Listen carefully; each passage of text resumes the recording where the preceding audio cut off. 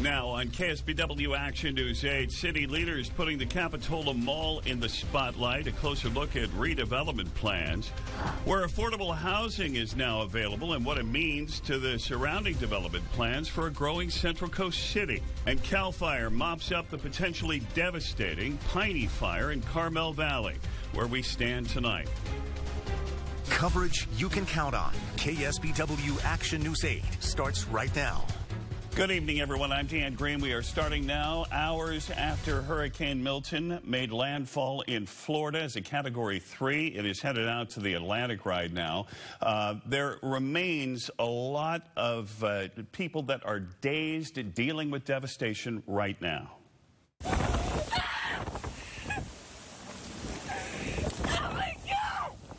In Florida, many terrified from the effects of Milton. A young woman here escaped rising floodwaters in her Daytona Beach, Florida neighborhood.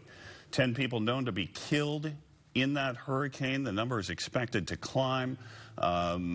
It may take days to add this up. This is Tropicana Field, one of the most noted images that we have seen over the past 24 hours. This is where the Tampa Bay Rays play, and we showed you earlier in the week that they had set up 10,000 cots. It was going to be a base for recovery efforts, first responders and the like. Milton came in with 100-mile-an-hour winds and ripped the roof off. It is a mess. We're told the good news is nobody was injured. We are also learning that there were eyewitness reports of dozens and dozens of tornadoes. We know many of them touched down, somewhere in the neighborhood of 20 or more. This one at an intersection in Fort Pierce, Florida, ripped off parts of a building, hit directly over the camera, debris swirling around. There were so many different images of tornadoes throughout the area. This is what's left behind. This is a 14-year-old in Hillsborough County, which is right in the Tampa Bay area, floating on a piece of fence. Finally rescued. Grateful to finally be pulled out of the water. We're told he is doing okay tonight. Milton, the third hurricane to hit Florida so far this year. Power outages have knocked out power to about 3 million customers. Florida Governor Ron DeSantis expects more casualties as the mission turns to recovery. But again, we're still evaluating in Florida. 5 people killed by a tornado in St. Lucie County alone. The federal government is hoping to open more than 25 airports that were affected by the storm. Maybe tomorrow. Half of them are closed because of damage. Milton is in the Atlantic, downgraded to a post-tropical cyclone. People left behind looking for that support. Recovery has to get to them, though, and that's not easy. Action News 8 reporter Christopher Salas is live in Sarasota County, where they have a lot to pick up. Christopher. Dan, and they are beginning the process right now as we speak. Sarasota County was in the direct path of Hurricane Milton. Over to my left here, you can see some utility crews are arriving on scene to try and work on some of these down utility lines, but also you can see the powerful winds that Hurricane Milton delivered to this area. This fence here is down. We look over here, some tree branches also down, and then this business had its roof ripped off. Those devastating winds from Hurricane Milton, and that's not even getting to all of the flooding we saw, particularly close to the coast.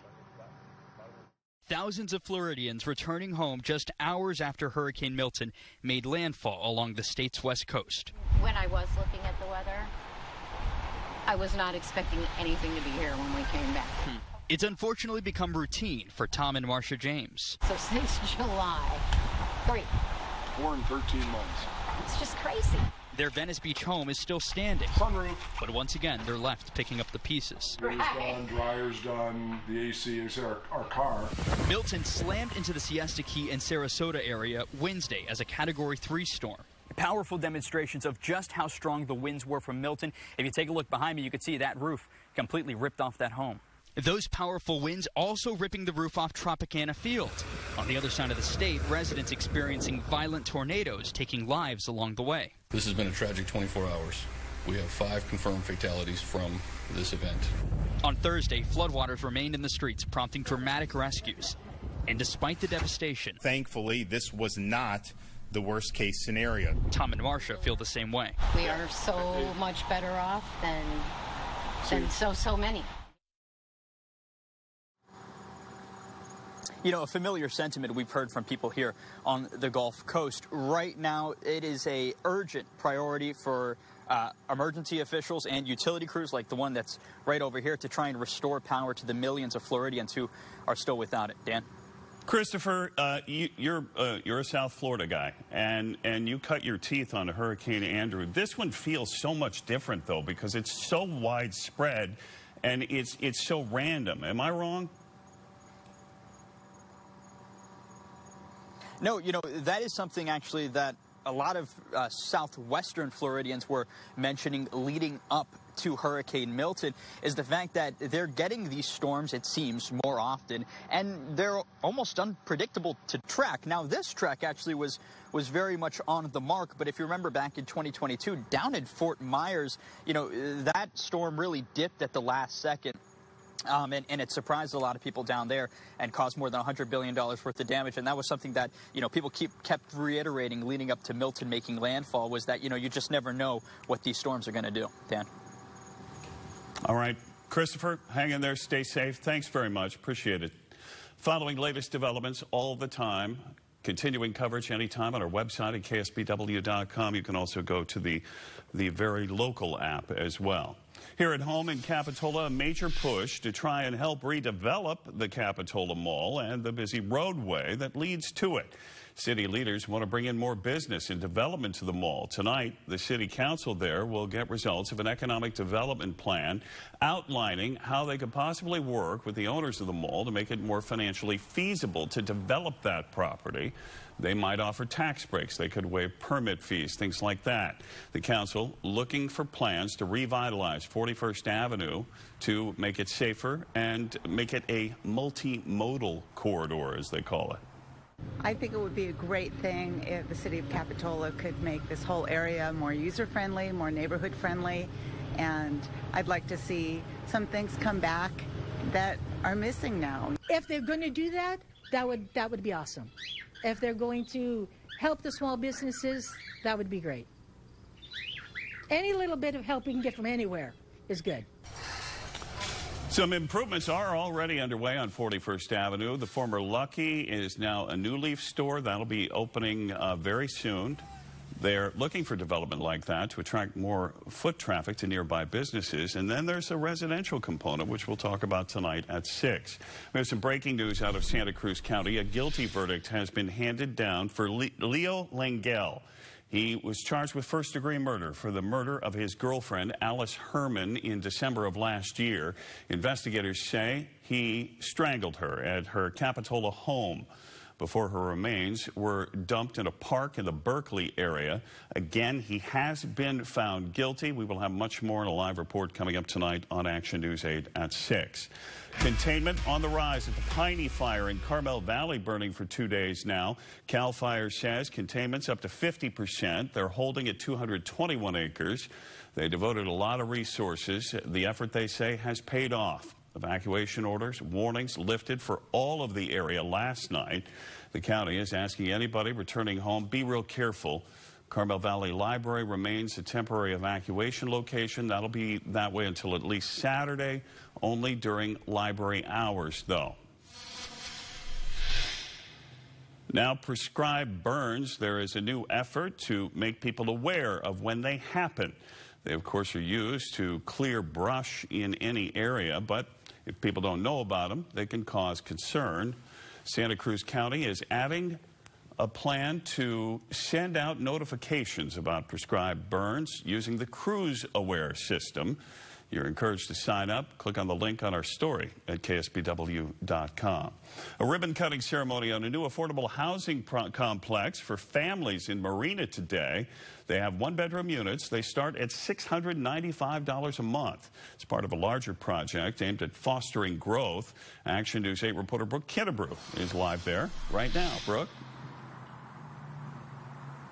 Dan, I'm out here in Marina at Terracina at the Dunes. Now, these are the 142 new affordable apartments, and this is one of the many ways this city is expanding. When you look at economic development, Shea Homes developed these apartments on the former Fort Ord base. The apartments are within walking distance from a larger project down the road called the Dunes. This is where Target and other businesses are located. Trader Joe's will also be coming to the area before Thanksgiving.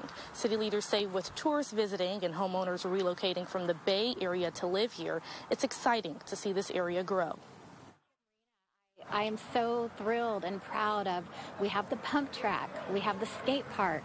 You know, as our city continues to grow and communities continue to be built, you know, we're putting online new parks and new amenities for our residents.